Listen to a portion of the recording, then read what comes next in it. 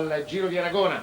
Per contro John Carlsen, che ricordiamo tra i protagonisti della Milano-Sanremo dell'anno scorso, 27 anni, danese, professionista dall'88, una sola vittoria, una tappa nel Giro del Portogallo.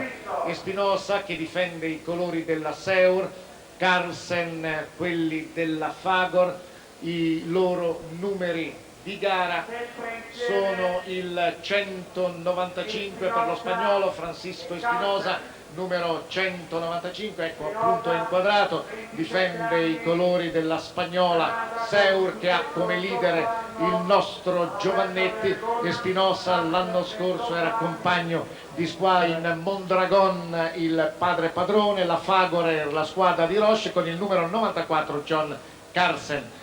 A questo proposito vogliamo ricordare che Roche ha vinto un'altra battaglia. L'anno scorso Mondragon aveva licenziato con infamia Valche, che era il suo meccanico preferito, lo aveva addirittura promosso a capitano. Era stato Valche che aveva lavorato per convincere Roche al famosissimo attacco al Giro d'Italia di 2 anni fa, era meccanico alla carrera. Quando Roche passò alla Fagor chiese che Valche diventasse direttore sportivo. In un primo momento, ecco Argentin che esce dal gruppo, in un primo momento Mondragon, che è il leader, il padre padrone di questa formazione spagnola, lo aveva accontentato, poi appena i risultati non sono stati pari all'attesa lo cacciò malamente con infamia e promosse nuovamente il Tande Gomez a general manager e Pierre Basso a direttore sportivo. Argentino a 1,37,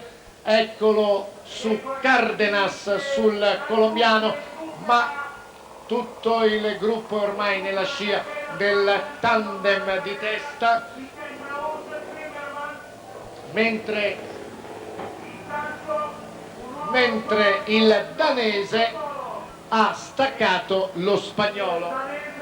È un fatto abbastanza atipico che un passista riesca a staccare uno spagnolo. Ricordiamo che quando Roche vinse il Giro ed era già d'accordo con gli uomini della Fagor, mandò all'attacco e poi vinsero Forest, che è ancora nella squadra, e Bagot. Quindi forte di questa esperienza ha mandato all'attacco John Carlsen, che è segnalato ormai a 500 metri dalla conclusione, mentre Espinosa è stato ripreso dal gruppo. Ora vediamo il direttore del Giro, Vincenzo Torriani, sempre impegnatissimo nella scia, mentre continua in difficoltà, in leggera difficoltà Contini. Satini, puoi confermarci il telegrafico perché Carlsen sta per arrivare, ci puoi confermare se Contini? No, scusa, lo vedremo ormai qui sul traguardo, perché ormai il corridore danese è ormai in vista del traguardo conclusivo. Espinosa è stato raggiunto e superato ed è Herrera che sta conducendo l'inseguimento.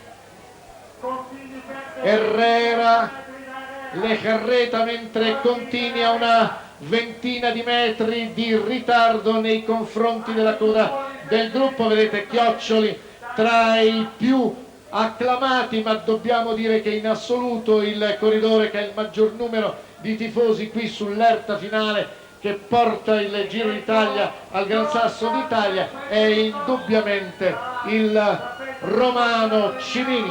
Allora,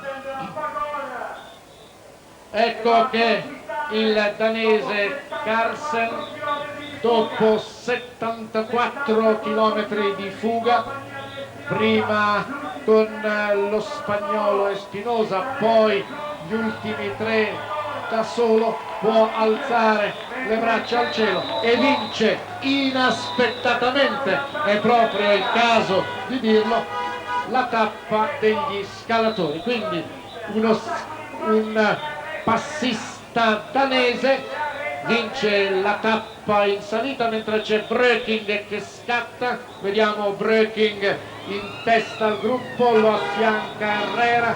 In terza posizione c'è Le Carreta, ecco Herrera, poi Le Carreta, poi Breaking, poi vediamo Espinosa, poi è la volta di Fignon, di Konishev, di Roche, poi di Conti, poi di Amstin, poi della maglia bianca, ecco Giovannetti, Da Silva, Cricheyon, poi ecco Zimmerman, Vinnen, Jerman, Chioccioli, ecco Pavlic, poi ecco ancora Vandelli, poi Giupponi, poi Rominger, Contini, Tommasini, poi che fa il segno del cristiano, poi ecco Anderson, poi vediamo Carcano, poi il campione del mondo Fondriest, ecco che sta arrivando Bugno nell'ordine, Bugno che immediatamente si riporta verso